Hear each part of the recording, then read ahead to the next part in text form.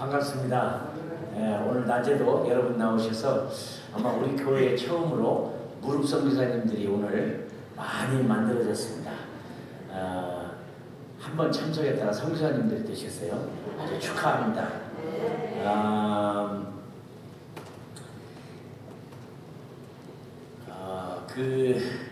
오늘 제가 말씀드린 게 주님을 그저 잘 섬기고 11조 안 떼먹고 감사한금 안 떼먹고 주일 성수하고 가끔 금식도 하고 복음 전하면 뭐 언젠가 주님이 오시겠지 뭐 꼭 그렇게 선교사만 되어야 되느냐.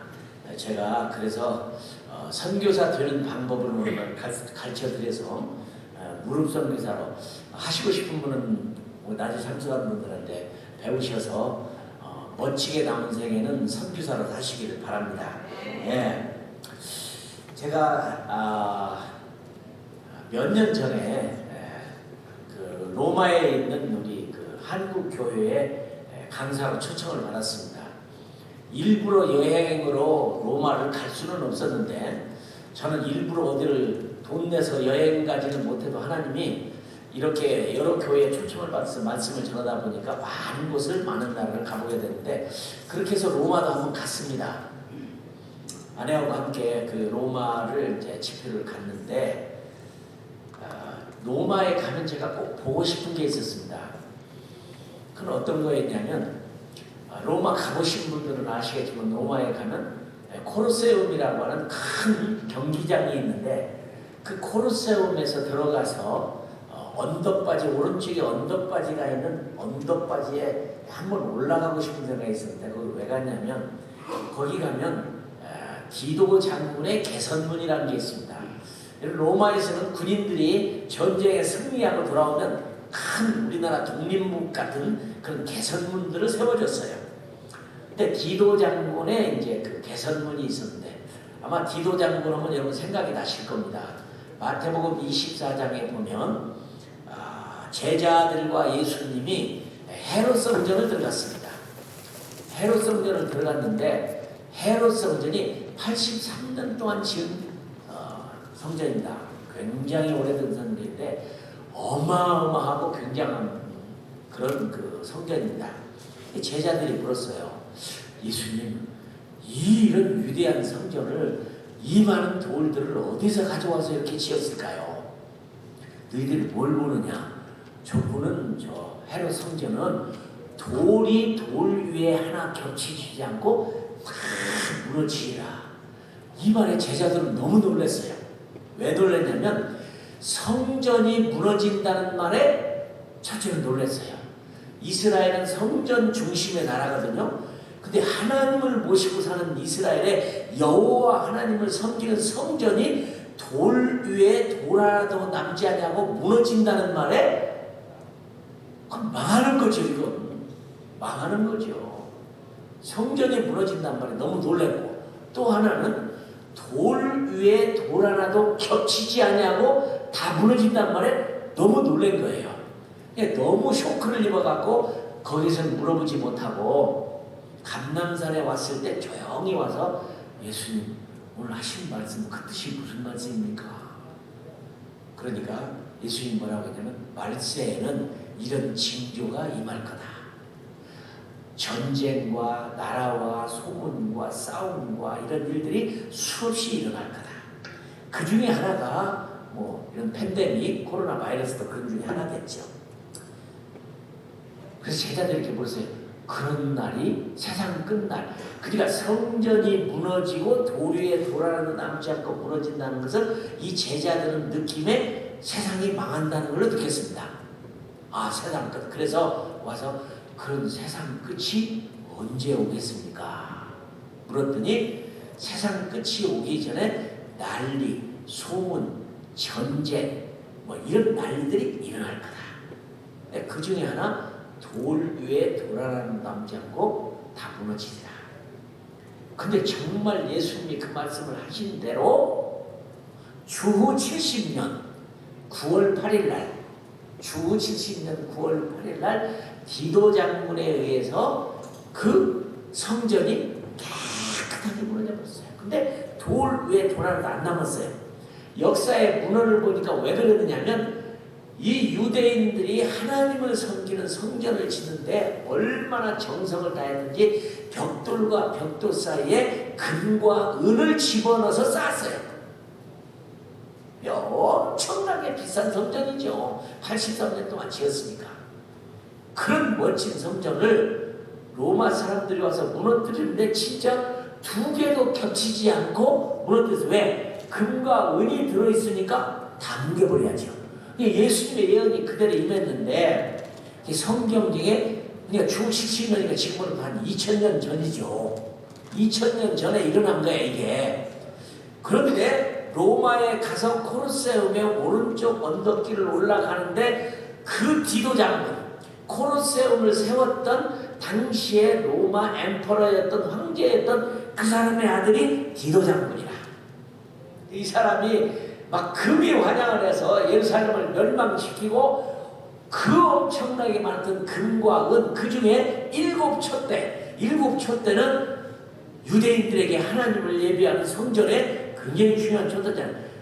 그것을 메고 금과 은과 보석을 다 메고 돌아오는 장면을 그 개선문에 돌에다가 쫙 새겨놓은 거예요. 2000년 전에 일어난 일을 제가 로마에 집회를 갔다가 올라가서 그걸 보는 순간에 역사적 사실 2000년 동안 이 것을 지켰던 그 역사라는 게 성지순례라는 게 아마 그런 의미에서 감동적인 것 같아요. 이게 사실이구나. 이렇게 다 가져갔구나. 그래서 이스라엘은 망해버렸습니다. 주 70년 후에 망해서 2000년 동안. 근데 언제 망했냐면 우리나라 신라 시대 때 망했습니다. 근데 신라 시대 때 망해버린 이스라엘이 1948년 5월 14일 날 독립을 해서 그 나라를 다시 세웠다. 신라가 다시 만들어졌다. 이해가 안 되죠, 그죠?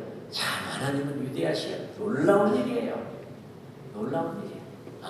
근데 제자들은 예수님께 성전이 무너진다고 할 때 세상 끝이 언제 오겠습니까? 이렇게 물었어요. 세상 끝이 언제 오겠습니까? 근데 예수님의 말씀이 그날은 아무도 모른다. 너희도 모르고 천사도 모르고 나도 모르고 아버지만 아십니다. 아니 그런데 왜 그렇게 그걸 알고 싶어가지고 몸살이 나는 분들이 있어요. 그래가지고 5월 14일 날 오신다, 5월 8일 날 오신다, 뭐 10월 5일 날 오신다, 뭐 그래가지고 그냥 난리를 피운 게 뭐냐? 이게 시한부 종말론이에요. 난 깜짝 놀랐어. 호주에 집회를 갔는데 집회에 제가 어디를 갔더니 종말에 관한 설교를 하거든요. 그랬더니 끝난 다음에 앞에 있었던 권사님이 조용히 나한테 오더니 그래. 성교사님은 그날을 아시죠? 날 2단 만들려고 나 작정을 하신 것 같아요. 아니 그렇게 묻는 분이 어디가 있어요? 선교사님은 아시죠? 근데 제가 더 놀라운 대답을 했어요. 그럼 알지요. 그랬어요. 더 놀란 건 그쪽에 이제 드디어 하나 2단이 또 하나 나타났구나 생각을 했겠죠. 그날이 언젠가요? 그날을 가르쳐드렸습니다. 오늘 저녁 내가 말을 할 건데 쓸데없는 종말론에 빠진 거 그죠? 죄송하지만 제7일 안식일교회도 성도들이 예수를 믿고 열심히 잘 믿으려고 하는 사람들이지만 시발은 그분들도 잘못 계산해가지고 성경에 날짜 계산을 해가지고 몇 월 며칠 날 오신다 해서 1800 몇 년도에 뭐 10월 며칠 날 오신다고 해가지고 만들어진 게 안식일교회 문제가 있죠. 네, 그날은 예수님이 나도 모르고 너희들도 모르고 천사도 모르고 아버지만 아신다. 그날을 왜 그렇게 하려고 그래요? 성경은 모른다고 했는데. 그런데 사실은 기독교는 종말의 종교입니다. 세상 끝날이 온다는 거예요. 그러니까 세상 사람들은 좋은 말이 아니에요. 종말이라는 단어가 별로 좋은 말이 아닙니다. 그러나 저는 이렇게 붙이고 싶어요. 행복한 종말. 만일에 이 종말이 없다면 이 세상은 무시무시한 나라가 될 거예요. 여러분 생각해 보세요. 김일성이 1000년을 산다고 생각해 봤어요. 천년 동안 북한을 그렇게 괴롭히면 곧 통일이 됐겠지만 하나님이 우리의 기도를 들어서 통일을 시켰지만 사람이 천년 살게 만들었다. 이 세상은 난립니다. 인생의 연수가 70이요 강감한 80이라는 건 축복이에요. 우리가 숨이 끝나는 날이 있다는 것 때문에 하나님을 믿고 겸손하고 하나님을 찾고 그러는 거지. 한 천년 살아봐요. 이 세상은 난리 납니다. 난리 나요. 행복한 종말이에요. 행복한 종말. 그런데 예수님은 분명히 종말을 우리에게 말했는데 내가 가면 본 그대로 다시 오리라. 그죠? 다시 오신다고 했어요. 저희 커미션이 왜 커미션이냐? 성경에 보니까 다시 오시는 예수님. 주기도문 가운데도 보면 Come Lord Jesus, 주님 어서 오세요. 그런 말 있잖아요. 다시 오신다는 말씀이에요.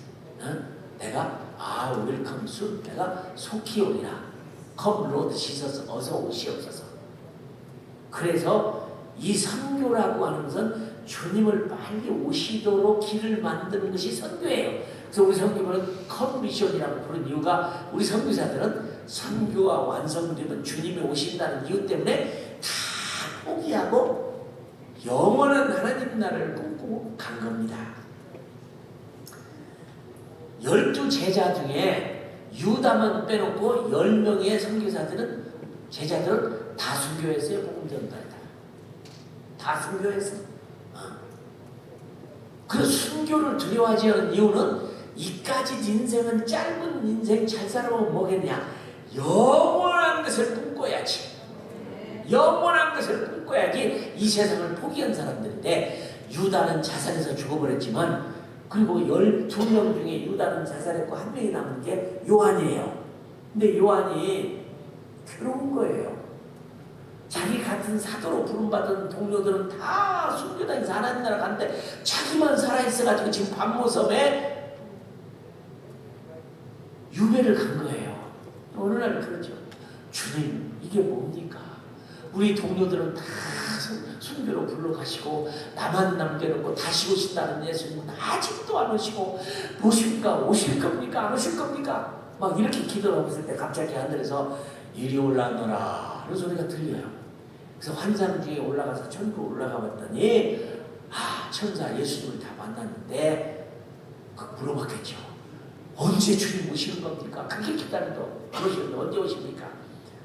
그런데 그날은 하나님 아버지 손에 들려있는 두루마리에 인을 떼야만이 주님 오시기 시작하는 건데 7년 대왕하려니 오고 와야 되는데 그 인을 띨 자가 하늘에도 없고 땅에도 없고 땅 안에도 없다. 그냥 80이 넘은 노인이 그 말을 듣는 순간에 막 성경에 보니까 막 계속 통곡하고 우는 거예요. 영어로 보면 he wept and wept 막 울고 막 우는 거예요. 섭섭한 거예요. 이게 무슨 말입니까? 본 그대로 다시 오신다는 예수님이 못 오신다니요. 아버지 손에 들려있는 그 인봉한 두루마리에 인을 뗄 자가 있어야 되는데 그 뗄 자는 하늘에도 없고 땅에도 없고 땅 안에도 없다. 그게 막 노인이 막 팍팍 우는 거예요. 그때 천사가 울지 마라. 뗄 자가 있다.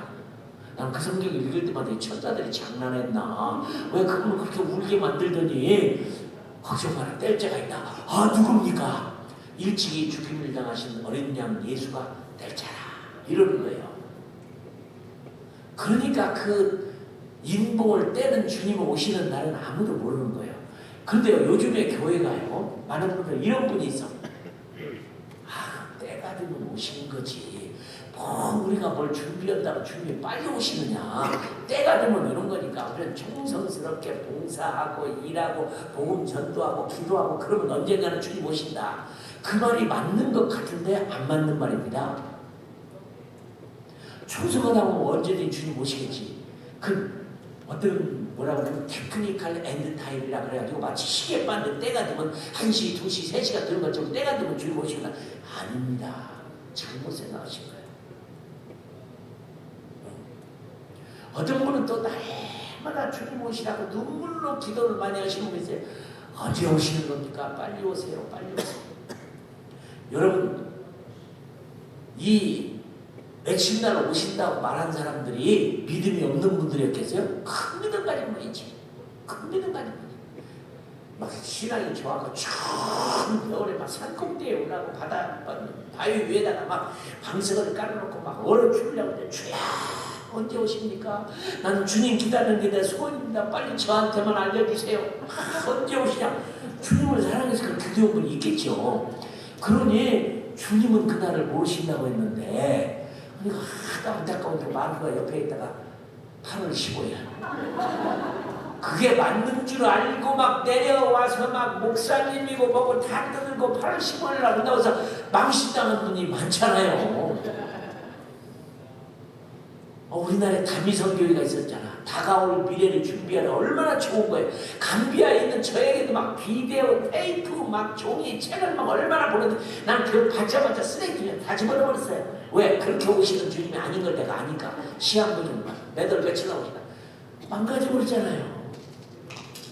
주님이 그날은 나도 모른다고 했는데 그 사람들이 말씀을 해석을 잘못하는 거예요. 어떻게 주님이 하나님이신데 모르는 것이 있으면 하나님이 아니지 않느냐. 알고도 모른다고 했다. 또 어떤 분은 겸손하셔서 아버지에게만 권위를 주려고 하다 보니까 아버지만 아신다고 하는 거지 본인은 알고도 모른 척 하신 거다. 또 다른 분들은 또 그래요. 그때는 모르셨지만 지금은 아신다. 여러분 그 말에 속지 말아요. 그 말에 속지 말아요. 또 어떤 분은요 기가 막힌 거 있어요. 혹시 여러분들 그런 게 있는지 몰라요. 이스라엘을 사랑하시는 분들 무화과 나무에게 가지가 연하여지고 잎이 피면 여름이 가까운 줄 알아요. 자, 세계 복음화가 이렇게 됐으니까 이방인의 충만한 숫자가 돌아오면 그 다음에는 이스라엘이라고 했으니까 맞습니다. 구원은요 이방인 크리스천들만 구원받는 게 아니에요. 유대인도 완벽한 구원이 이루어지고 이방인도 구원이 완벽해지고 둘 다 이루어져요. 그런데 로마서 11장 25절에 보면 이방인의 충만한 숫자가 채워져야 복음은 이스라엘로 넘어가는 거거든요. 근데 막 급해가지고 이스라엘을 사랑하는 분들은 이미 세계 복음화가 이루어졌으니까 이스라엘이다 해가지고 아프리카에서 선교하다 그만둬버리고 이스라엘로 감사를 사는 분도 있어요. 이스라엘의 때가 왔다고 해서 난 그것도 별로 좋아하지 않아요. 이스라엘 정말로 무화과 나무가 진짜 이스라엘을 말하는 건지 안 말하는 건지도 성경적으로 잘 모르고 맞죠. 때가 들면 오신다는 말도 맞긴 맞지만 어느 때 선교의 때가 물을 익어야 주님이 오시는 건데 그러면서 빠질 뻔 있어요. 그럼 주님은 정말 언제 오시는 건가? 오늘 말씀 가운데 보니까 그 사도 요한이 하늘나라를 갔을 때 그 뗄 사람이 없다고 해서 막 물었더니 있다. 그 예수님, 피 흘려 들어가신 예수님이 뗀다. 그런데 오늘 읽은 말씀 가운데 보니까 그 떼는 장면이 나오는데 뭐라고 나오는 사람은 그들이 새 노래를 부르며 이르기를 당신은 두루마리를 받고 그 봉인들을 열기에 합당하시니 이는 당신께서 죽임을 당하셨고 하나님을 위하여 자신의 피로 각 족속과 방언과 백성과 나라 가운데 사람들을 속량하셨기 때문입니다. 이게 북한 성경이 아주 쉽게 번역을 잘했어요. 그러니까 그 인을 떼야 마지막이 오는데 그 두루마리를 누가 뗄 수 있느냐면 예수님이 뗄 수 있는데 뗄 수 있는 세 가지 조건이 있습니다. 그냥 되는 게 아니에요. 첫째로 보니까 새 노래를 부른다라는 말은 무슨 말이냐면 예배가 충만히 이루어져야 됩니다. 그래서 우리가 이렇게 예배를 많이 드리는 겁니다. 하나님은 우리를 지으신 목적이 예배고 선교의 목적도 예배가 필요해서 선교를 하는 겁니다.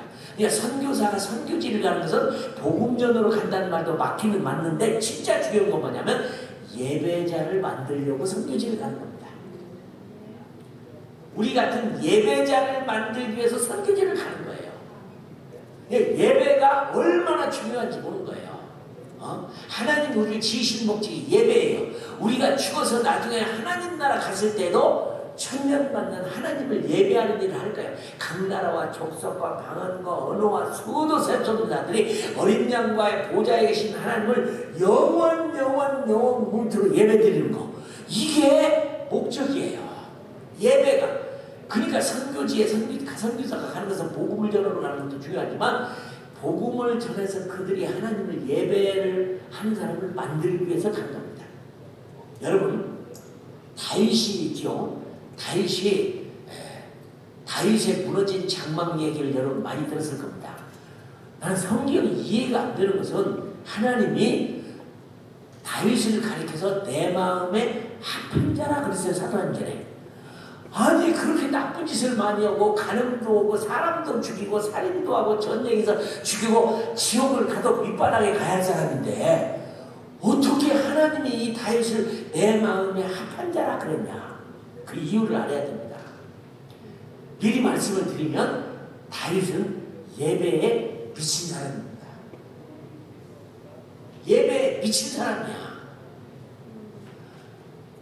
이제 드디어 사울이 왕을 잘못해가지고 사무엘을 통해서 이세 집안에서 이제 왕을 하나 세우려고 하는데 몰래 가서 이세 아들 중에 하나를 왕을 세워라. 그래서 몰래 사울이 아는 중수가 있으니까 사무엘이 몰래 숨어서 기름을 준비해가지고 왕을 세우러 베들레헴에 내려갔죠. 이세의 집에 갔는데 첫째 아들을 딱 데려왔는데 하나님이 아니다 그런 거예요. 당연히 첫째 아들이니까 왕이 돼야 되는데 아니라는 거예요. 둘째 데려왔더니 아니요. 셋째, 넷째, 다섯, 여섯, 일곱째 데려왔는데 아닌 거예요. 그래서 사무엘이 벌써 또 없냐? 그러니까 이세가 하는 말이 있기는 있지만 걔는 왕감이 아닌데요. 제가 가만히 생각해보니까 다윗은 아버지의 사랑은 많이 못 받은 것 같아요. 아들 8명이 있는데 첫째, 둘째, 셋째, 일곱째까지는 안 시키고 왜 막내를 양치기를 시키냐고. 본래 막내는 너무 귀여움받고 그러니 안 하잖아요. 그러니까 아마 좀 천덕구력이 있던 것 같아요. 8번째 막내가 양을 치고 나머지 7명의 형님들은 따지다 본단 말이에요. 참 이상한 일이에요. 성경을 읽으면서 왜 다윗이 양을 쳤을까? 그런데 그걸 데려오라는 거예요. 데려온 이유를 봤더니 이유가 있어요. 다윗은 2가지 취미가 있었는데 첫째 취미는 뭐냐면 하나님을 예배하는데 시편을 지어서 하나님을 예배하는 거예요. 시편이라는 게 제가 어릴 때부터 교회를 다녔는데 주일학교 다니고 예배를 가면 주일날 가면 우리 장로님의 기도를 들으면 좀 마음이 걸렸어요. 똑같은 기도를 하시는데 이래. 하나님 아버지 우리 같은 죄인 벌레만 또 못하고 발가락에 때만 또 못하고 마른 막대기도 못한 쓰레기 같은 우리를 불러서 구원해 주신 하나님을 찬양합니다. 내가 어린 마음이지만 아무리 그래도 발가락에 낀 때만치 못하다니 벌레만 또 못하다니 이런 마음이 걸렸어요. 어릴 때지만. 근데 지금 생각하니까 너무 멋있는 말이야. 이게 시야 시. 시편 150편 중에 다윗이 지은 게 70편의 반전이에요. 이게 여러분 기도를 할 때 좀 생각하는 기도를 해요. 하나님을 어떻게 하면 좀 높일까? 전지 전능 무수 보좌에 두세하시며 영광과 존귀와 감사와 찬송과 부와 능력을 영원토록 받으시기에 합당하신 우리 하나님께 얼마나 신적이에요. 다윗은 그러니까 어떻게 하든지 신라고 하는 것은 하나님을 더 높이고 더 아름답게 만들고 더 능력 있는 하나님을 더 멋지는 하나님을 만들려고 한 게 시편이에요. 다윗은 어려서부터 취미가 시를 짓는 거야. 우리 시편의 70편이 반절이 다윗이 찍은 거예요. 나는 여러분이 시인이 되기를 주님의 이름으로 축원합니다. 기도를 밥 먹은 듯이 하지 마요. 한번 생각을 해봐요. 너무 좋은 친정 아버지 같은 우리 하나님 아버지. 그럼 얼마나 멋있어요. 그죠? 근데 시적으로 주님을 가까이 높이는 거. 그러니까 이 다윗은 어려서부터 어떻게 하면 우리 하나님을 내가 멋있게 아름답게 높게 위대하게 표현을 할까 해서 시를 쓴 거예요. 본래 시라는 것은요 좀 과장된 게 아주 많아요. 그죠?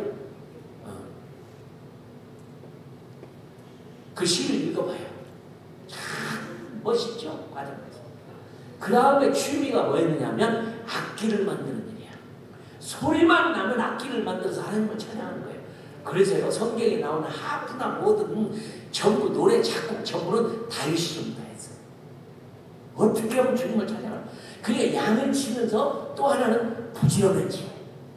대단하잖아요. 사자가 나타나면 사자하고 싸워서 양을 지키는 아주 용감한 친구였다고. 그 다음에 또 하나는 하나님의 이름이 더럽힘을 당하는 걸 못 참는 사람이에요. 골리앗이 하나님의 이름을 막 더럽히니까, 아니 생각해보세요. 소년이 골리앗 자이언트한테 물맷돌을 들고 가서 싸우려고 간다고 하는 순간에, 여러분 전 미리 말씀을 드립니다.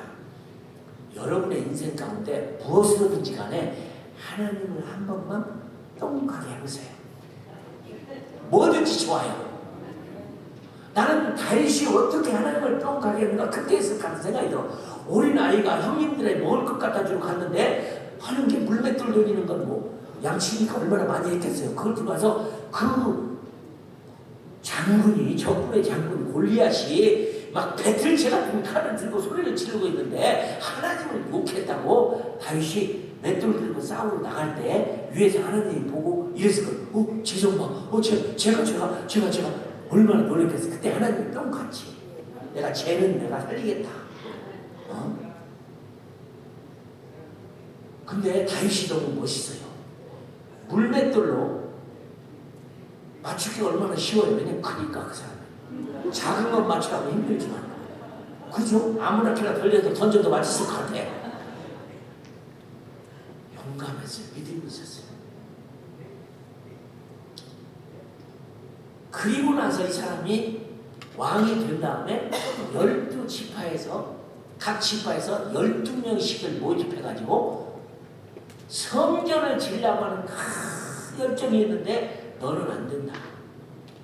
넌 피를 너무 많이 흘려서 성전을 못 짓는다. 아닙니다. 성경을 잘 읽으셔야 됩니다. 피 많이 흘려서 성경을 못 짓게 아니라 진짜 하나님이 사모했던 것은 다윗이 진짜 성전을 못 지었어요. 못 지게 해서. 그래서 어떻게 지었냐면 임시 천막을 지어서 임시로 천막을 딱 만들어놨어요. 그걸 우리말로는 장막이라고 해요. 장막은 영어로 말하면 텐트예요. 텐트. 그렇게라도 해놓고 하나님의 법궤를 성전을 못 지니까 거기다 갖다 놓고 하나님을 예배하고 싶은데 이게 아미나답이라는 사람 집에서, 그러니까 이 사사기 시대에는 누구 하나님이 쓸만한 사람이 없어. 성전을 한번 지어서 하나님의 법궤를 제대로 놓으려고 온 사람이 430년 동안 사울은 임금이 돼서 자기 재산 볼 생각만 했지 하나님의 성전을 지어보려고 생각도 못했어요. 근데 다윗은 임금이 딱 되자마자 뭐 생각하냐면 성전 지어서 개인이 가지고 소장하고 있는 법궤를 갖다 모시고 하나님 찬양하고 싶다면서 그걸 올라갔어요. 얼마나 생각이 놀라워요. 난 여러분들이 귀하다고 생각해. 어쨌든 하나님 예배드리는 장소를 편리하고 좋게 만들어서 한껏 예배드리자고 힘들게 이렇게 여러분들 수리를 이렇게 했다는 거 너무 고마워요. 축복합니다. 나는 교회에서 성진 진다고 뭐 한다고 그러면 교회 진다고 반대하시는 분들 참 멍청하다는 생각이 들어요. 왜 반대해요? 안 되면 되지, 그죠? 안 되고 가만히 있으면 되는 거지. 뭐로 안 되면 가만히 있지. 뭐로 불평해가지고 하나님 축복 못 받고 불평해서 축복 못 받고 자기 참여 못해서 축복 못 받고 그걸 왜 그래요? 그러면 차라리 헌금 하시면 이렇게 하면 되잖아요. 하나님 나는 할 말 없습니다. 그래도 지어서 하나님의 영광을 돌리자고 하자보니까 그 돈들 사람들 많이 내게 해주세요. 특별히 우리 교회에 누가 그 부자들인데 그분 성금 좀 많이 해주세요. 차라리 그렇게 기도하면 복이라도 받지. 자기 돈을 하나도 안 내도, 그죠? 그렇게 마음을 바꾸면 될 거지. 뭐로 반대해서, 그렇죠? 반대했다고 못 짓는 것도 아닌데. 그러다 교회 떠나시는 분도 있어. 그 참, 별 총각.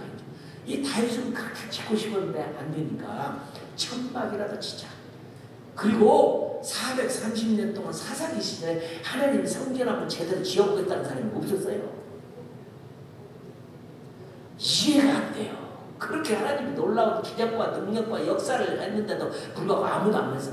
근데 다윗은 되자마자 성전을 못 지으니까 가서 아미나답이 집에서 모셔오는데 그 자기 편에 잘해보려고 새 수레를 만들어가지고 백화점 수레 한 번도 안 타본 수레에다가 잘 모셔오자고 집에 가고 모셔서 오는데 나군의 타장마장 지금 오다가 막 이 암소가 뛰니까 그 아미나답의 아들이 그냥 법궤를 만졌다가 직사를 해버렸어요. 야, 하나님의 법궤를 잘못 만지고 죽는 알고서는 자기 집에 가져오려고 하다가 무서워서 못 가지고 그 옆에 살고 있는 오벳 에돔이라는 사람 집에 맡겨놨어요.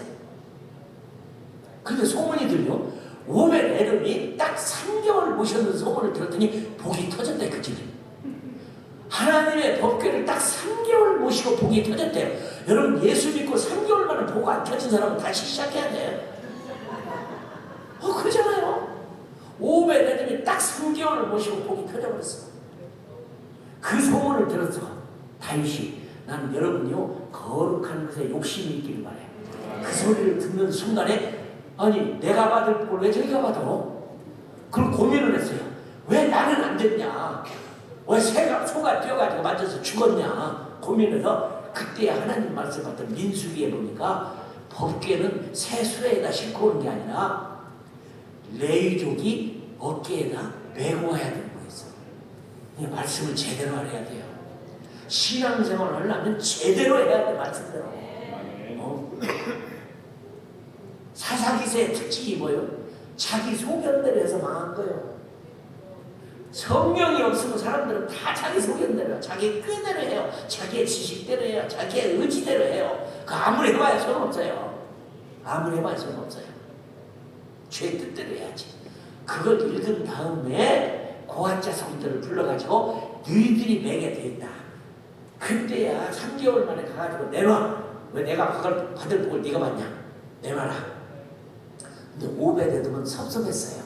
그죠? 3개월 만에 복을 받았지만 그때 경험한 오벳에돔은 어떻게 했냐? 자기 아들들을 전부 불러보았어. 야, 내가 법궤를 3개월 모셔봤더니 우리 집이 복이 터졌다. 지금부터 너 직업 다 그만둬버려라. 지금부터 성전 문지기하자. 그래서 오벳에돔 집이 그때부터 모든 가족이랑 성전 문지기하는 거예요. 얼마나 멋있어요. 하나님의 축복을 딱 아는 순간에 성전 문지기를 해버려요. 근데 다윗이 무서운 거예요.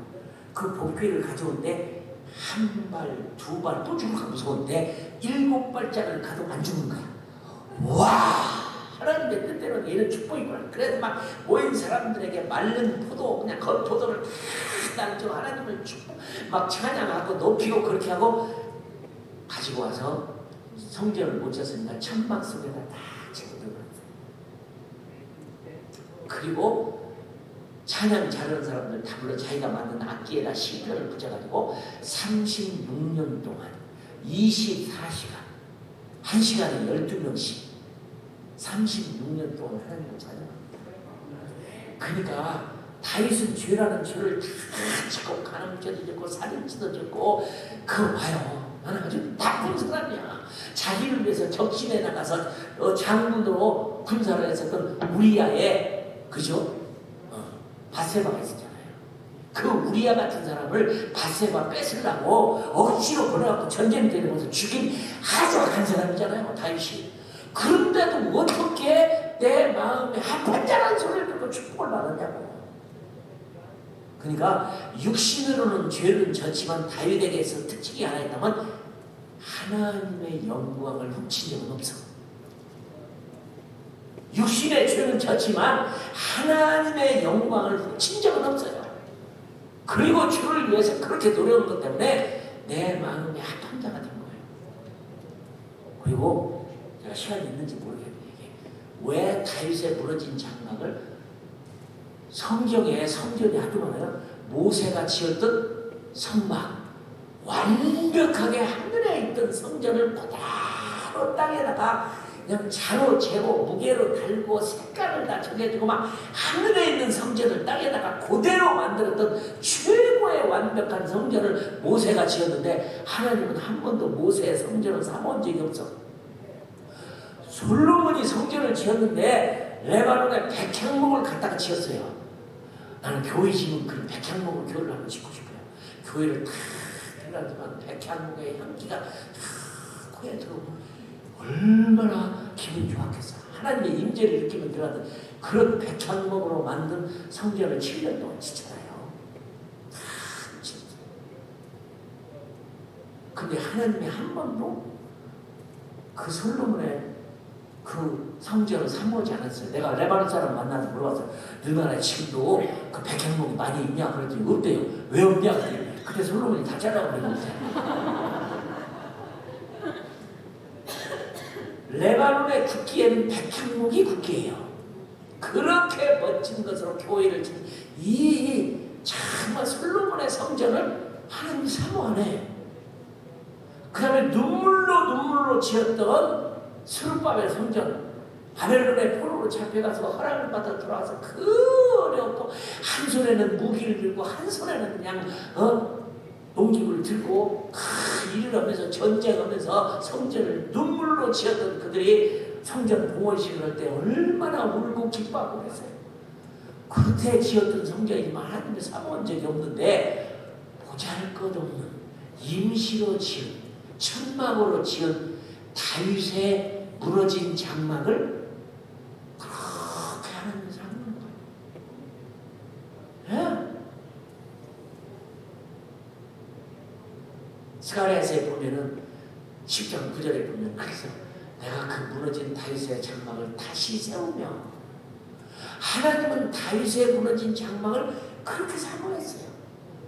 그 이유가 하나님이 다윗에게 그 성막을 못 지게 한 이유가 뭐느냐?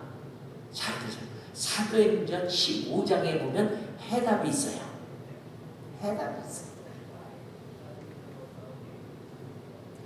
선교를 전혀 모르던 예루살렘의 교회가 바울과 바나바와 그 친구들이 안디옥에서 교회를 세워갖고 복음을 전하고 막 허다한 이방인들이 들어와서 하나님을 예배한다는 보고를 들은 다음에, 당시에 예루살렘의 교회의 당회장 목사님은 누구였냐면 예수님의 동생 야고보예요.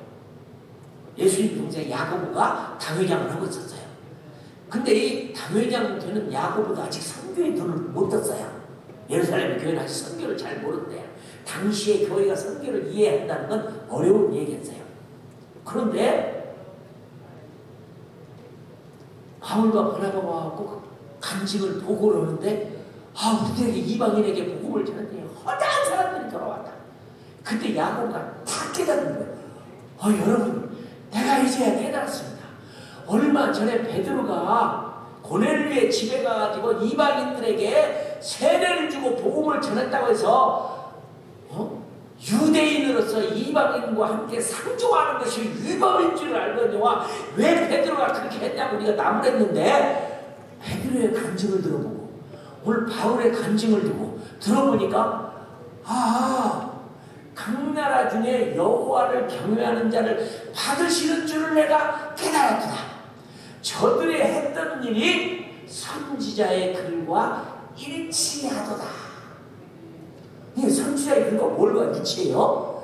하나님이 다윗의 무너진 장막을 사모하시고 다시 세운다는 말이 세계 선교라는 말을 거기서 하는 거예요. 왜 그러냐면, 만일에 다윗이 성전을 짓고 성전 위에다가 옛날처럼 지어놓고 지성소를 만들고 성소를 만들어놓고 법궤를 지성소 안에 들어왔으면 대제사장만 1년에 한 번 들어가서 봐요.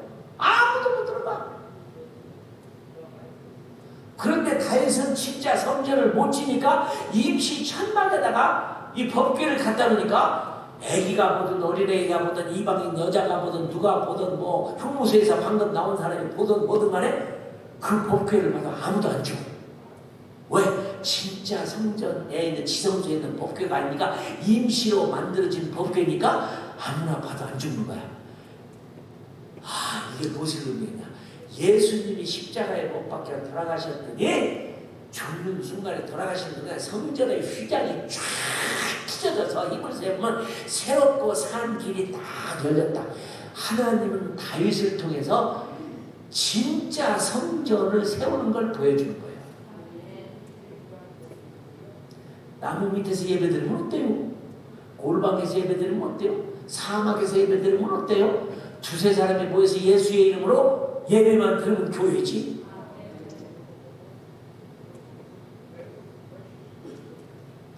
하나님이 다윗의 장막이 무슨 뜻이냐? 성전을 못 지게 한 이유가 세계 선교를 해서 누구든지 봐도 안 죽고 누구든지 예배자로 설 수 있고 누구든지 예수님의 보혈로 죄사함을 얻을 수 있고 하나님께 직접 들어갈 수 있어. 그래서 우리가 왕 같은 제사장이 된 거예요. 예? 이 축복이라 이게. 너무 멋있어요. 그러니까 하나님이 마지막 때가 올 수 있는 열쇠가 뭐가 있느냐? 예배가 쳐야 되는 거야. 그래서 문을 보니까 막 우는 이 요한 장로님한테 울지 마라. 뗄 자가 있다. 누굽니까? 일찍 죽임을 당하신 어린 양 예수 그리스도가 뗀다. 근데 보니까 새 노래를 부르고 예, 여러분의 예배가 이게 천국으로 오게 하는 첫 번째 열쇠야. 예배야. 우리는 예배 드리려면 천국에 가는 거예요. 그러면 두 번째는 뭐냐? 두 번째 하나님께 드린 것을 봤더니 성도들의 기도를 담은 금향로래요. 아, 나 깜짝 놀랐어. 여러분, 우리의 기도를 스테인레스 그릇에 담는 게 아니에요. 세라믹 그릇에 담는 게 아니에요. 플라스틱 그릇에 담아가지고 하나님께 가는 게 아니고 성도들의 기도를 금대접에다 담는데요. 그것도 순금입니다.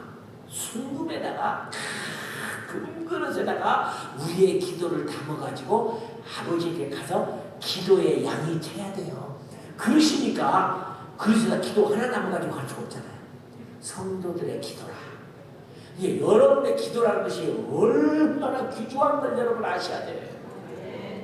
여러분의 기도가 골방에 들어가서 하는 기도가 됐든 무슨 기도가 됐든 하나님이 우리의 기도를 금그릇에다 담는다는 거야. 그래서 다 담아가지고 내가 어느 교회를 갖고 물 주는데 금 컵에다가 주는데 아무도 없었어요. 우리의 기도를 유리잔에다 담는 게 아니에요. 크리스탈에 담는 게 아니에요. 금그릇에다 순수한 금에다가 우리의 기도를 담아가지고 아버지에게 드린다. 두 번째 조건이에요 이게. 그 세 번째 조건은 뭐냐? 세 번째 조건은 그 말씀에 보니까 뭐라고 했냐면 새 노래를 노래하여 가르되 책을 가지시고 그 인봉을 떼기에 합당하시다. 일찍 죽임을 당하사 각 족속과 방언과 백성과 나라 가운데서 사람들을 피로 사서 하나님께 드리시고 구원받은 숫자를 아버지에게 드려야 돼요. 재물이야. 여러분이 누구를 전도해서 예수 믿게 만들면 여러분이 최고의 재물을 하나님께 드린 거야. 로마서 19장 16절에 사도 바울은 뭐라 그러냐면 내가 복음의 제사장이 되어 이방인을 제물로 드리는 것이 성령 안에서 받으심직하게 하려 하십니다. 내가 사람을 데려다 복음을 드리면 여러분은 최고의 제물을 하나님께 드리는 거예요. 오늘 여기에도 보니까 예수님께 하나님께 드리는 최고의 제물이 이방인들 예수의 피로 사서 그들을 드리는 거예요. 이 세 가지가 충족이 안 되면 아버지 손에 들려있는 그 두루마리의 7인을 떼지를 못하는 거예요. 못 떼면 주님은 안 오세요. 안 오시는 거예요. 이걸 7년 대환란이라 그래요. 복음이 땅까지 다 전파되면 예배가 완성되고 기도가 충만히 채워지고 구원받은 숫자를 다 채우면 이방인의 충만한 숫자가 차기까지 채워지면 그걸 아버지께 드리면 아버지께서 이렇게 두루마리를 내라 주는 거예요. 그러면 이제 인봉을 하나 뗄 때, 2개 뗄 때, 3개 뗄 때 막 흰말, 청강색 말, 이런 말, 흰말 이런 데막 나오면서 마지막에 큰 환란이 이 땅에 오는 건데 세상 사람들은 환란이라고 생각하지만 환란이 아닙니다. 부흥입니다. 이 어려운 사람은요 어려워야 예수 믿지 배부르고 잘 살면 예수 안 믿습니다. 그래서 제가 제일 걱정은 미국에 살고 있는 우리 동포들이 제일 걱정이에요. 미국이라는 나라 좋은 나라 와서 사니까 열정이 없어져 버렸어요. 제가 토마스 왕이라고 하는 중국 유명한 선교 전략가를 만났는데 그분의 얘기를 들었더니 1960년대니까 한국을 한번 왔다가야 깜짝 놀랐대.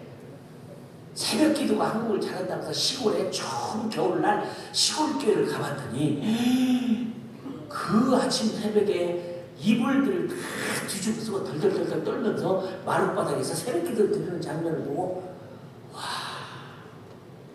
역시 하나님이 이 땅을 사용하신다. 제가 영국에서 선교 훈련을 받는데 어느 날 책을 하나 나도 모르게 이런 조그마한 책이 있어서 꺼내서 이렇게 봤는데 한국에 왔던 선교사님이 영국 선교사님이 쓴 책인데 난 깜짝 놀라겠어. 평양에서 이분이 선교를 하다가 어느 날 평양 밖으로 나가서 동부 밖에 이제 신방에서 복음전을 가려고 하는데 어떤 농부가 밭을 갈고 있는데 한 마리는 소고 한 마리는 사람이야. 저런 고약한 농부가 있는가? 소 2마리가 필요한데 한 마리는 소고 하나는 사람이야. 그래서 막 쫓아가고 여보세요.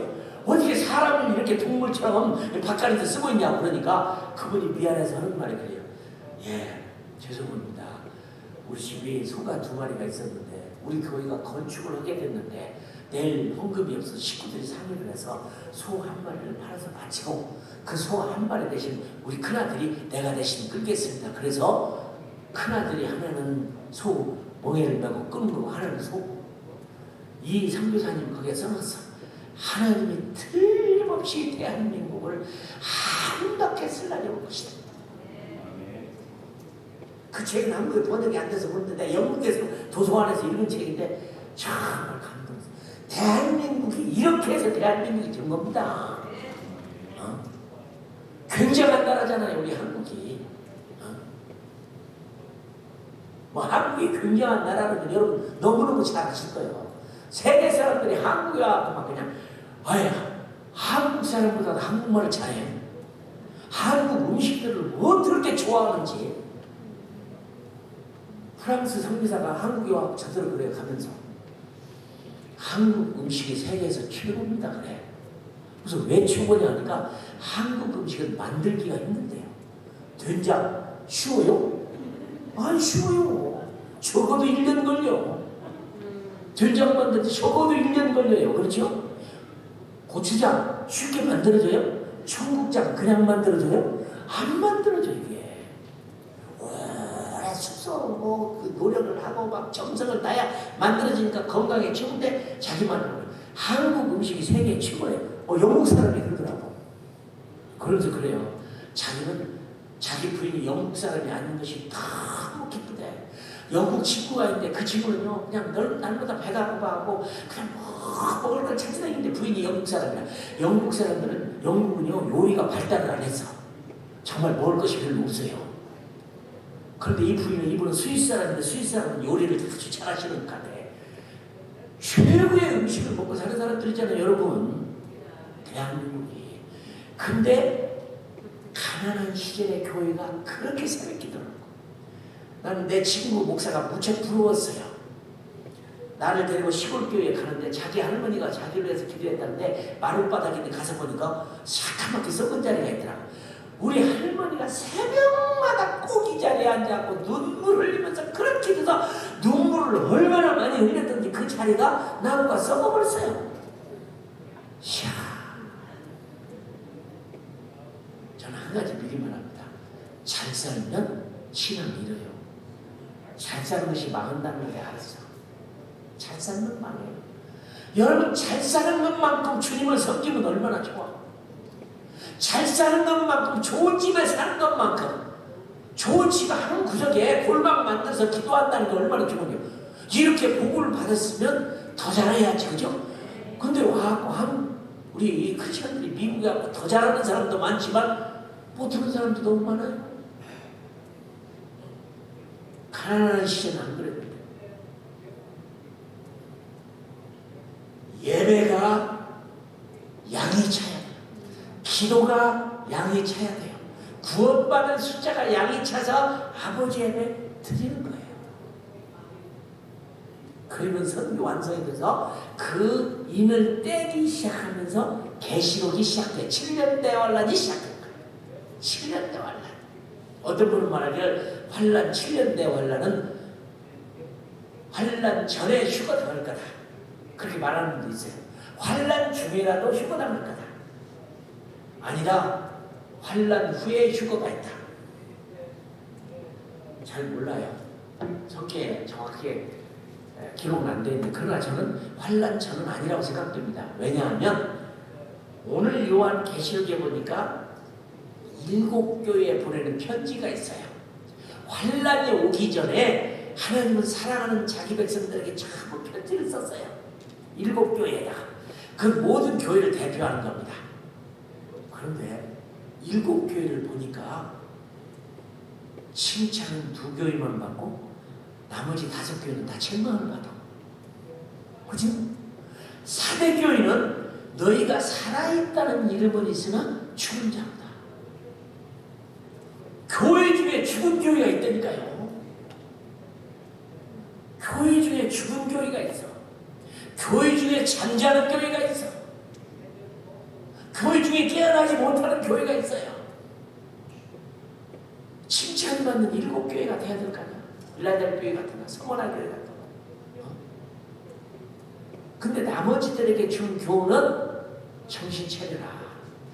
귀 있는 자는 성령이 교회들에게 한 소리를 들을지어다.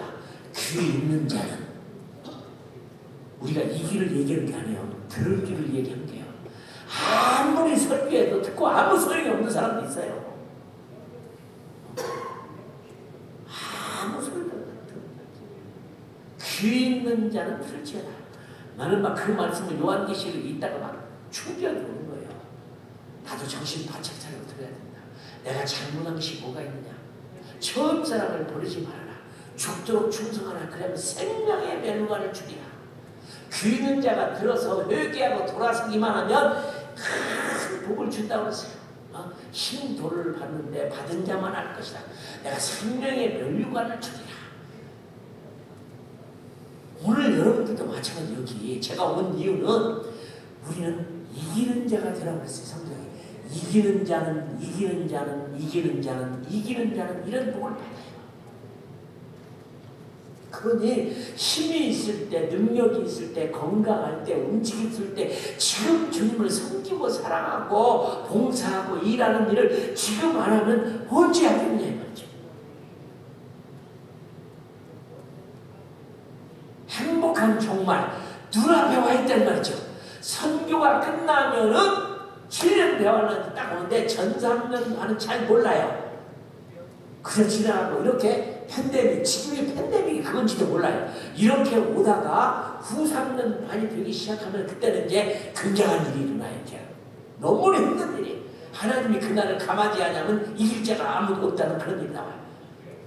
그러면서 요한 계시록에 우리에게 보여주는 큰 그림은 7장 9절 강나라와 족속과 방언과 언어와 수도 셀 수 없는 자들과 이스라엘에 구원받을 12만 4천 명과 완벽한 구원이 돼서 이방인의 구원, 유대인의 구원이 모여서 우리가 최고의 흰옷을 입고 영광과 존귀와 감사와 찬송을 받으실 영원붕토록 영광을 받으실 하나님 앞에 보좌 앞에 예배드리는 장면을 7장 9절에서 미리 보여주고 요게 천국이에요.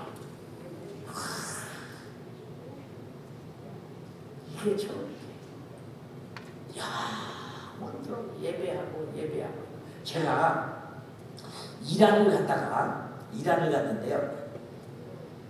이란에서 이란 사람 집에서 초청을 받아서 저녁을. 내가 깜짝 놀랐어요.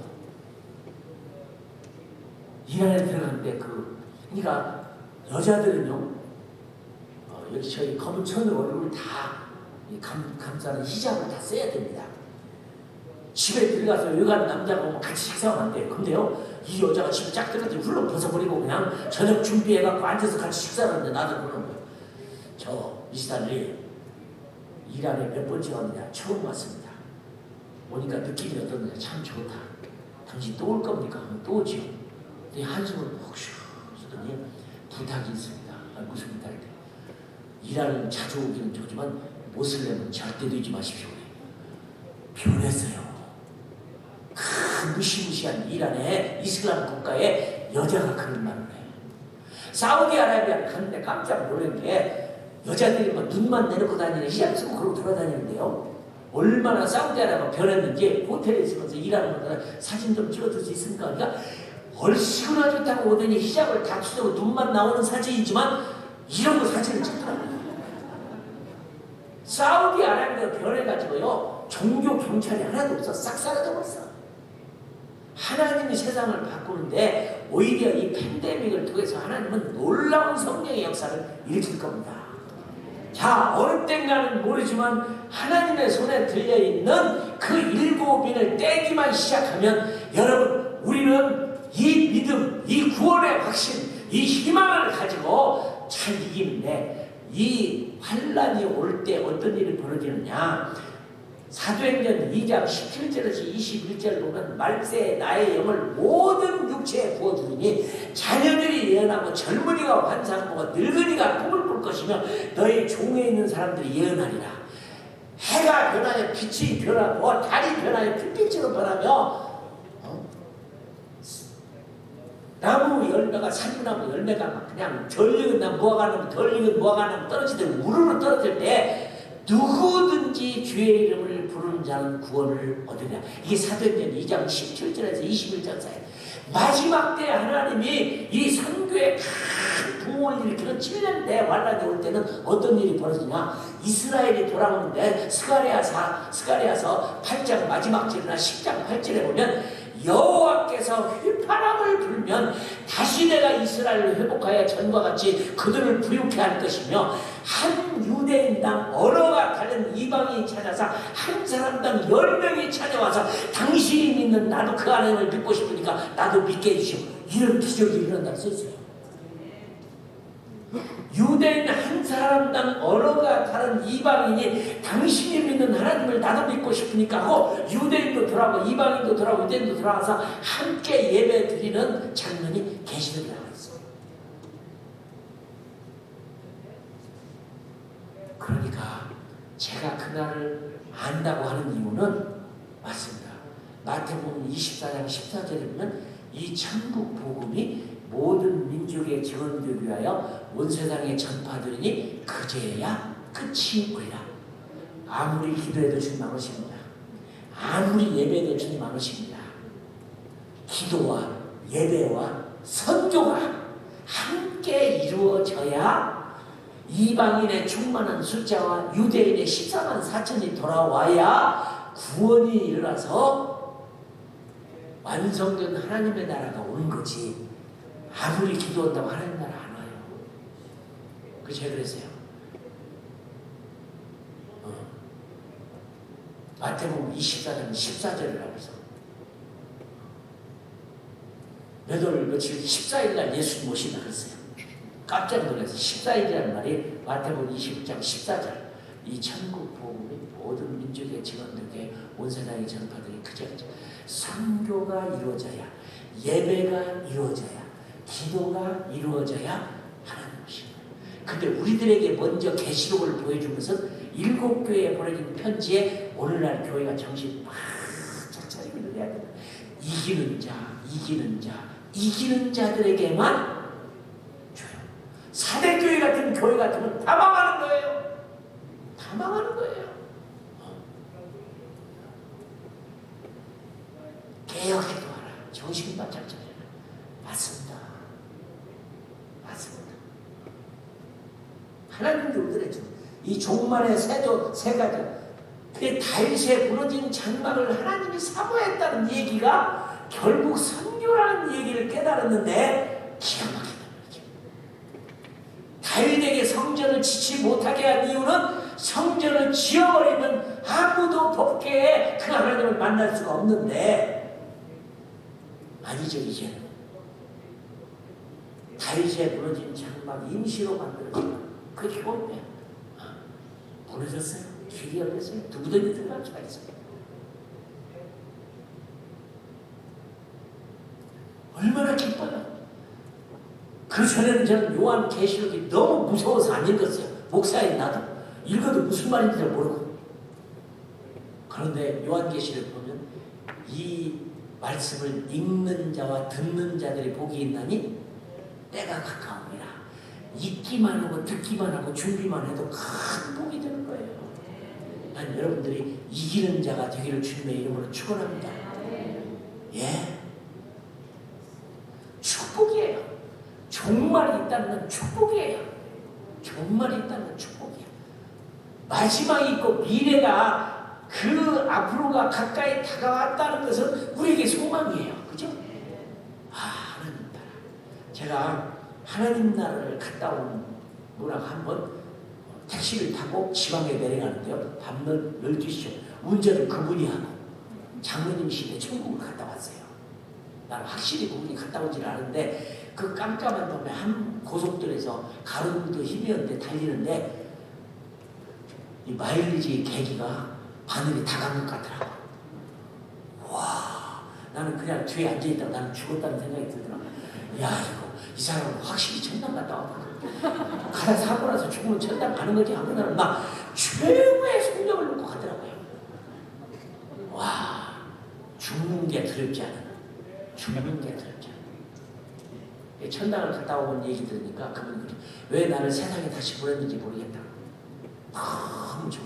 그러니까 안 가봐서 그렇지 가본 사람은 이 땅에 오고 싶은 마음이 없어요. 우리 교인 중에 라민 칸테라고 있었는데 아주 강한 무슬림이었어요. 강한 무슬림이었는데 고민이 생겼어. 무슨 고민이 생겼냐? 저 선교사들이 잘못된 종교를 믿는데, 기독교를 잘못된 종교를 믿는데 사는 삶을 보니까 귀하게 거짓말도 안 해, 부지런해, 남도 도와, 착하고 신실하고 진실한 사람. 나중에 나면 괴로우니까 이분이 이상하다. 가짜 종교를 믿으면 사람이 저럴 수가 없는데. 그래서 어느 날 목욕을 탁 하고 새 옷을 갈아입고 방문을 딱 걸어 잠그고 코란을 놓고 기도를 했어요. 이슬람의 코란에 하나님, 당신 진짜 하나님은 나에게 좀 보여주시오. 근데 아무것도 안 일어났어. 이번에는 성경을 갖다 놓고 손을 다 걸고 기도를 했어. 당신이 정말로 살아계신 하나님 나에게 보여주시오. 그랬더니 천사가 나타났어. 그래 내가 보여주마. 내 손을 잡아라. 그랬더니 손을 잡았대요. 눈을 감아라 해서 눈을 감았대. 자기가 붕 뜨는 느낌이 드는데 맞습니다. 천국은 땅에 있는 게 아니에요. 저 위에 있는 거예요. 저 위에 있어요. 우리가 땅에서 이렇게 느끼는 것처럼. 근데 그 사람의 간증이 나를 감동을 준 게 발이 땅에 닿는 느낌이 들더래요. 그래서 눈을 떠더니 천국이야. 이게 천국도 우리가 이렇게 실제로 나는 어떤 분이 나한테 이래요. 선생님, 천국은 진짜 있는 게 아니라 마음속에 드는 상상으로 있는 거죠. 그래. 이 사람은 예수를 제대로 믿은 사람이 아니야. 땅에 닿는 느낌이 들어서 눈을 떴다. 그래서 자기는 예수님도 만나고 바울도 만났는데 딴 생각 아무도 없고 마음의 어디 있는가만 알고 싶어서 물었더니 깜깜한 구름 있는 갇혀서 지옥에 있다는 걸 가르쳐줬대요. 그리고 내려와서 깨끗이 크리스찬이 되고 아주 주일학교에 설교도 잘하는 그런 사람이 됐어요. 하나님의 나라. 영원한 나라. 여러분 지금부터 많이 찾고 50년 아니 100년 후에 여러분 어디 계실래요? 100년 후에 어디 계실래요? 죄송하지만 여기 계실 분은 한 분도 없어. 그죠? 100년 후에 여기 계실 분 한 분도 없어. 그러면 우리가 100년 후에 미래를 보고 살아야 될까요? 지금을 놓고 살아야 될까요? 주님 잘 섬기고 처음 사랑 안 버리고 예배하고 기도하고 구원하고 선교하는 일을 땅까지 해서 이방인의 충만한 숫자가 차면 하나님 나라가 온다는 것 때문에 사도 바울은 줄이고 목마르고 헐벗고 매맞으며 정처가 특별히 여러분의 교회는 할렐루야 교회입니다. 제가 아까도 얘기했지만 내가 여러분 들려줄게요. 어느 날 감비아에 와갖고 제가 수도를 거닐고 있는데 한국 사람이라는 우리밖에 없는데 저 앞에서 한국 사람이 하나 오는 거예요. 너무 놀래가지고 서로 놀랐어요. 왜냐하면 한국 사람이 없는데 한국 사람 밑에 하면 북한은 대사관 직원이야. 괜히 북한에 잡혀가면 그것도 고민이잖아요. 그래서 서로 놀라서 봤더니 라스팔마스라고 하는 아프리카의 스페인 섬이 있는데 원양어선 고기 잡으러 오신 분들이야. 너무 반가워서 교회 집사님이더라고. 그 얘기를 듣고 보니까 그 라스팔마스에 한국 고기 담는 어부들이 많은데 다 예수 믿는 사람이니까 교회를 세워갖고 예배를 드리려고 하는데 돈도 없고 건물도 없고 예배 드릴 데가 없는 거예요. 그때 명도식 집사님이라는 거 남장론이라는 분이 둘이 서로 상의를 했어요. 이거 이렇게 해서는 안 되니까 우리 둘이 빚을 내갖고 은행에서 론을 해갖고 배 한 척을 사가지고 고기를 잡아갖고 돈을 벌어서 교회를 삽시다. 두 분이 딱 그렇게 했어요. 그리고 빚을 내갖고 배를 샀는데 배 이름이 뭐냐? 할렐루야야. 배 이름을 할렐루야를 잡고 고기를 잡으려면 아프리카 나라에 라이센스를 떼야 되는데 바다가 큰 나라는 돈이 없는데 너무 돈을 많이 없으니까 가난한 감비아는 바다가 조그만해요. 거기는 싸요 라이센스가. 그거 사러 집사님이 오셨다가 저를 만나서 너무 반가워서 어이 그러면 좋죠. 우리 믿는 분들한테 할렐루야 배웠는데 예배드리자. 내가 한국말로 가가지고 막 처음으로 막 신나게 한국말로 막 찬송을 부르고 예배를 드리고 그 배가 고기를 잡으러 갔는데 48만의 고기를 68만 불로 채워잡았습니다. 놀랍죠. 하나님이 하신 거예요. 48만에 68만 불을 잡는데 총 잡은 돈이 얼마냐면 300만 불로 채워잡았어. 약속대로 두 분 가가지고 교회당 호텔을 하나 사가지고 그 호텔을 수리를 내가 교회당을 만드는데 얼마나 좋은 교회당이 됐는지 낮에 집회는 조영기 목사님, 밤 집회, 새벽 집회는 제가 하고 새벽 집회는 제가 하고 강사로 초청받아서 제가 거기를 갔어요. 그 다음에 소문이 나가지고 너도 나도 배 그런 사람들 배 이름을 전부 할렐루야라고 붙여가지고 14척이 우리 감비아에 고기 잡으러 온 거예요. 아니 이름을 바꿨다고 뭐 고기가 잡히겠어요? 어쨌든 간에 이 사건 때문에 14척의 배가 이름을 바꿔서 할렐루야를 배를 이름을 붙여가지고 감비아에 고기 잡으러 왔는데 그 중에 배 하나가 불법 어업으로 다 잡혀가지고 고생 많이 했어요. 그래가지고 배가 5척이 아니 4척이 잡혀왔는데 벌금이 한 배당 250만 불이야. 1000만 불을 물어야 돼.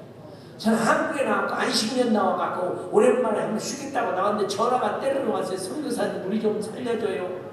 문집사님이라고 그래.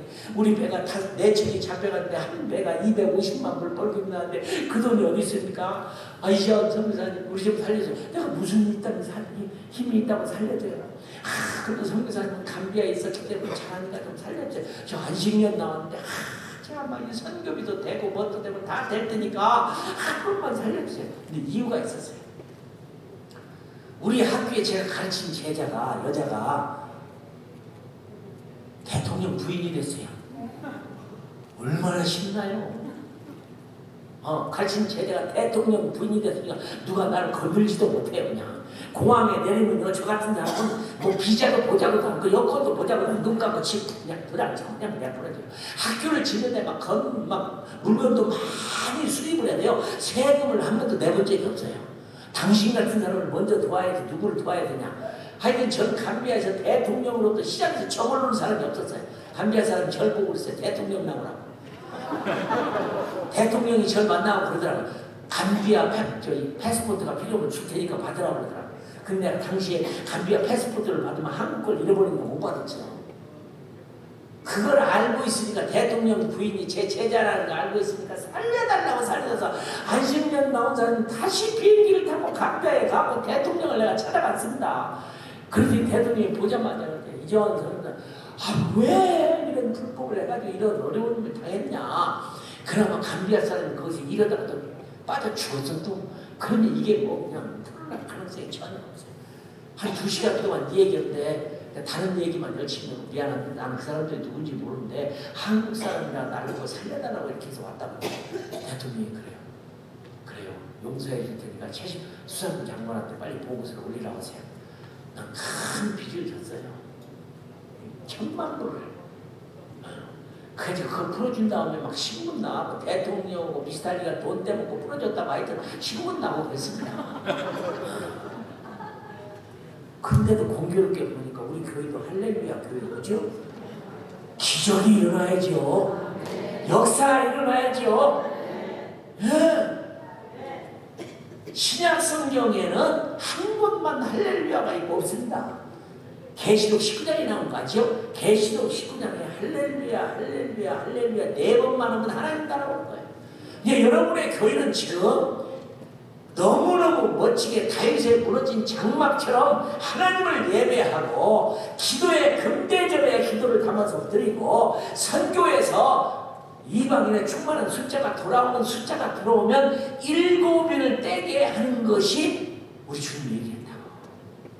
다윗의 무너진 장막을 못 지게 한 이유가 여기 있었다는 것을 알고 하나님의 비밀을 알고 있는 얼마나 맞습니다.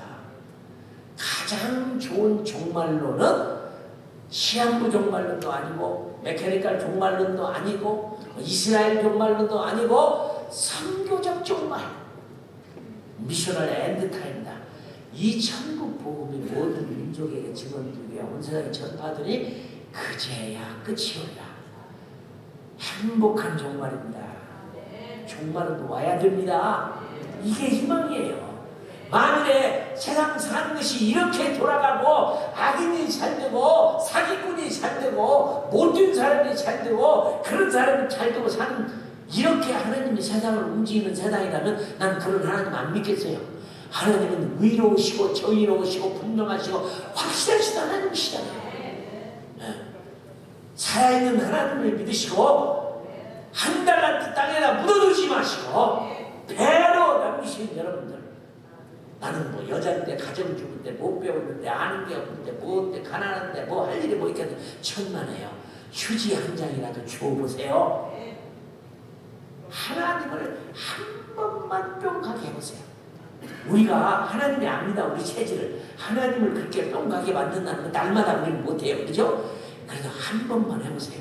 뭘로 하든지 한 번만 뿅 해보세요. 아브라함 믿음 없는 사람이에요. 실제로 나이 80이 넘은 사람이 살면 얼마나 살겠다고 70 넘은 자기 사람 부인을 목숨 건지려고 나 남편이라고 부르지 말라고 누이라고 부르라고 해가지고 목숨 걸고 살아가는 사람이 그게 제대로 된 사람이에요. 그런데 독자 이삭이라도 바치다 보니까 부인에게다 말을 안 하고 등에다 장작을 짊어지고 모리아산에 가서 죽이려고 가슴에 칼을 뚫고 가가지고, 여러분 옛날 그림을 보세요.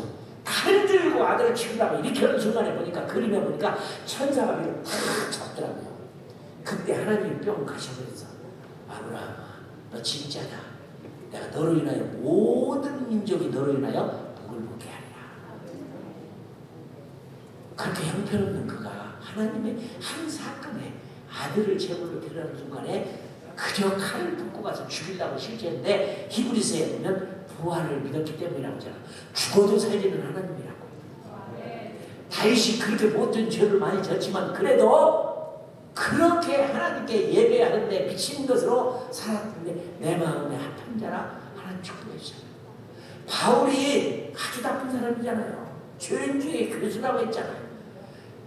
그러나 그가 돌아온 다음에 그렇게 멋지게 줄이고 목마르고 헐벗고 매맞아도 쇠사슬에 묶여도 그 하나님을 그렇게 섬기면서 멋지게 살았던 그를 보고 하나님께서 영광의 멸관을 위해 그를 준비했잖아요. 여러분 하실 수 있어요. 하실 수 있어요. 전 인생의 연수가 70이고 강건하면 80이라는 게 너무 고마워요. 우리는 100살, 120살, 오래서 200년 살게 만들어서 봐야 얼마나 많은 큰 죄를 지고 살았겠어요.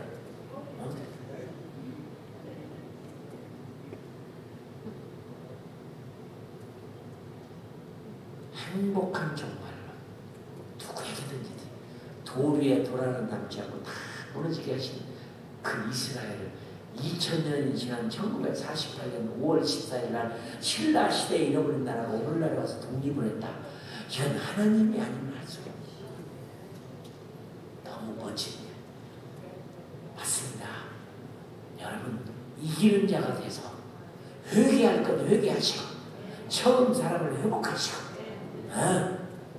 죽도록 충성하시고 교회에게 하는 귀 있는 자는 듣는 말씀을 다 들으시면 그 7년 대환란의 어려움을 잘 이기실 겁니다. 걱정하지 마세요. 우리를 다 이기게 하고 그 기간 동안에 겨우 구원받는 사람들의 숫자를 다 채워서 이방인의 충만한 숫자와 유대인의 14만 4천은 다 채워지면 각 나라와 족속과 방언과 언어가 수도 셀 수 없는 자리 모여서 함께 예배하는 여러분들 얼마나 좋아요. 여러분들은 지금 그 준비를 하고 있는 거예요. 예배도 드리죠, 기도도 하죠, 선교만 남았어요. 이제 미전도 종족 좀 사라지는데 저는요, 지금 우리가 살고 있는 21세기가 마지막 세기라고 믿습니다. 19세기를 가리켜서 위대한 세기, 20세기를 가리켜서 더 위대한 세기, 21세기를 가서 가장 위대한 세기. 이 시대에 우리가 살고 있다는 게 얼마나 기뻐요. 성경도 어느 때보다도 더 잘하는 시대, 이렇게 좋은 교회들에서 마음먹고 예배하는 시대, 아무 때고 기도하고 예배하고 전도하고 선교할 수 있는 시대에 살게 하시는 우리 하나님. 여러분, 행복에서 빛을 지게 되는 여러분들 되시길 바랍니다. 병들지 마세요. 아프지 마세요. 아픔은 약이 있어요. 이사야서 53장 5절에 있는 말씀, 그가 찔리면 나의 허물을 인하면 그의 상은 나의 죄악을 인합니다. 그 징계를 받으면 평안을 누리고 채찍에 맞음으로 나음을 입었도다. 그냥 여러분 큰 믿음으로 나았다고 생각만은요, 진짜 그 믿음으로 나왔다고 생각하면 낫습니다. 나아요. 나는 병들고 나이가 들어서 생기는 병이요, 정말 혼자다 고칩니다. 믿음으로 이미 가지고 가셨습니다. 살아계신 주님, 우리들의 예수님, 멋진 예수님. 여러분의 교회를 기도할 겁니다. 여러분의 교회 소식을 기다릴 겁니다. 아침에 이번 집회를 통해서 여러분, 멋있는 여러분들이 주님의 이름으로 축원합니다. 한번 통성으로 기도해 봅시다. 하나님, 제가 주님 오시는 날을 이렇게 사모하지도 않고 적당하게 살다 보면 하나님 나라 온다고 살았던 것을 용서해 주세요.